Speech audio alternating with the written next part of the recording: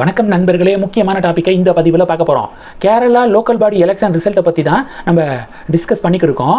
இந்த வீடியோவில் அதை பற்றி இன்னும் பல சுவாரஸ்யமான தகவல்களை நம்ம தெரிஞ்சுக்கலாம். கேரளாவில் எர்ணாகுளம் அப்படிங்கிற மாவட்டம் இருக்குது. இந்த மாவட்டத்தில் முனம்பம் அப்படிங்கிற ஒரு இடங்க கேள்விப்பட்டிருப்பீங்க. வக்ஃபு வாரியம் இதை பற்றி படிக்கும்போது, வக்ஃபு ரிலேட்டடான இந்த ப்ராப்பர்ட்டி இஷ்யூஸை பற்றி நீங்கள் படிக்கும்போது இந்த முனம்பம் அப்படிங்கிற இடத்த நீங்கள் கண்டிப்பாக கேள்விப்பட்டிருப்பீங்க. இந்த முனம்பம் அப்படிங்கிற இடத்துல இருக்கக்கூடிய பகுதியில் இருக்கக்கூடிய 404 ஏக்கர் நிலம் எங்களுக்கு தான் சொந்தம் அப்படின்னு சொல்லிட்டு வக்ஃபு வாரியம் அறிவிச்சிடுறாங்க. இது வக்ஃபு சொத்து அப்படின்னு சொல்லிட்டு அறிவிச்சிடுறாங்க. ஆல்ரெடி அந்த இடத்துல பார்த்தீங்கன்னா கிட்டத்தட்ட 500 கிறிஸ்தவ குடும்பங்கள் வசித்து வராங்க. கிறிஸ்தவ குடும்பங்கள் வசிக்கக்கூடிய அந்த இடங்களை வக்ஃபு சொத்து அப்படின்னு வக்ஃபு வாரியம் அறிவித்ததுக்கு அந்த மக்கள்லாம் கடும் எதிர்ப்பு தெரிவிக்கிறாங்க. பாஜக இந்த விஷயத்தில் அங்கே வசிக்கக்கூடிய மக்களுக்கு ஆதரவாக களமிறங்குறாங்க, பல போராட்டங்களை நடத்துகிறாங்க. பாரத பிரதமர் கூட வக்ஃபு சட்ட திருத்தத்தை கொண்டு வந்தார்ல பார்லிமெண்ட்டில். ஸோ அதற்கு ஆதரவாக நன்றி தெரிவித்து அந்த மக்கள்லாம் நன்றி தெரிவித்து பேரணியெல்லாம் போனாங்க. அந்த முனம்பம் அப்படிங்கிற இடத்துல நடந்த இந்த எலெக்ஷனில், லோக்கல் பாடி எலெக்ஷனில் பாஜக கேண்டிடேட் ஜெயிச்சிருக்காரு அப்படிங்கிற ஒரு அப்டேட்டு கிடச்சிருக்கு. பிஜேபி கேண்டிடேட் குஞ்சுமோன் அகஸ்டின் அப்படிங்கிறவர் அந்த வார்டை கைப்பற்றியிருக்காரு.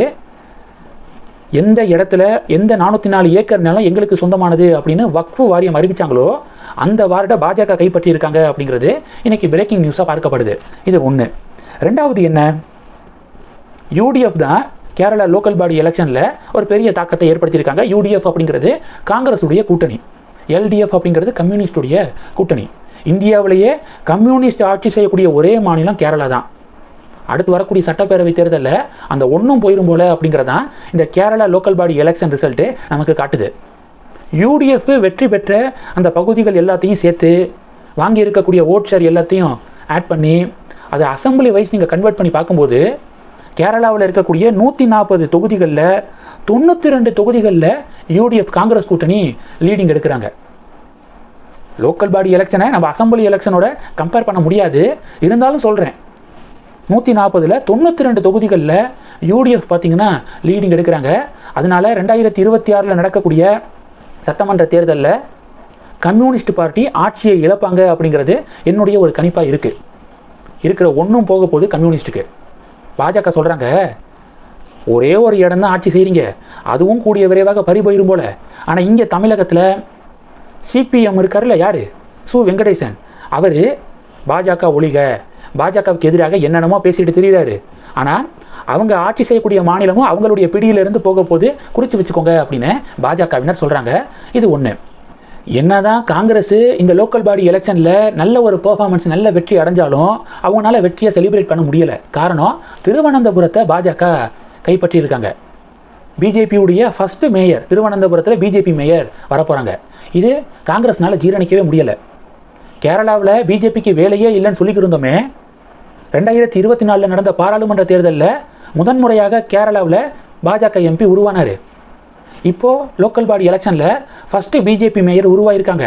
அடுத்த அசம்பிளி எலெக்ஷனில் என்ன நடக்க போதோ அப்படிங்கிற பதட்டத்தில் இப்போ யூடிஎஃப்பும் சரி எல்டிஎஃப்பும் இருக்காங்க அப்படிங்கிறத கேள்விப்பட முடியுது. இதில் மிக முக்கியமான காரணம், இந்த கூட்டணி பக்கத்தே போகாமல் கொள்கை தான் முக்கியம் அப்படின்னு சொல்லிட்டு வருடக்கணக்காக பாஜக அங்கே எவ்வளவு ட்ரபிளை ஃபேஸ் பண்ணாலும் தனித்து நிற்கிறாங்க, சொந்த காலில் நிற்கிறாங்க அப்படிங்கிறதான் பிஜேபியுடைய இந்த குரோத்துக்கான காரணம். கேரளா பிஜேபியுடைய குரோத் எடுத்து பாருங்கள், கொஞ்சம் கொஞ்சமாக அது மேலே போய்க்கு இருக்கும். இதே தமிழக பாஜகவோட குரோத்தோட கம்பேர் பண்ணுங்கள். அண்ணாமலை நல்லா கொண்டு போய் மேலே நிப்பாட்டினார் பிஜேபியுடைய குரோத்தை தமிழகத்தில். அதை அப்படியே படிப்படியாக இறக்கிக்கு இருக்காங்க இப்போ தமிழக பாஜக. காரணம் என்ன, simple. Kerala BJP Congress communist 2 பேரையும் கடுமையாக எதிர்த்து அவங்க தனித்து நிற்கிறாங்க. மாற்றம் நாங்கள் தான் அப்படின்னு சொல்லிட்டு அவங்க முன்னிலைப்படுத்துகிறாங்க. அதனால கேரளா பிஜேபி வளருது. தமிழகத்தில் பிஜேபி திமுகவையும் சரி அதிமுகவையும் சரி சரிசமமாக கருதி 2 கட்சிகளையும் கடுமையாக எதிர்த்து எப்போ அரசியல் பண்ணுறாங்களோ, எப்போ கேரளா பிஜேபி மாதிரி தனித்து தன் தலைமையில் ஒரு கூட்டணி அமைக்கிறாங்களோ அப்போ தான் தமிழகத்தில் பிஜேபிக்கான ஸ்கோப் இருக்குது. இது அண்ணாமலை கரெக்டாக புரிஞ்சு சரியாக காய்களை நகர்த்தினார், சரியாக கட்சியை வழி நடத்தினார். ஆனால் அது இப்போ மிஸ்ஸிங்கு. அதிமுகவோட கூட்டணி வச்சதெல்லாம் ஒரு பெரிய மிஸ்டேக்காக தான் நான் பார்க்குறேன்.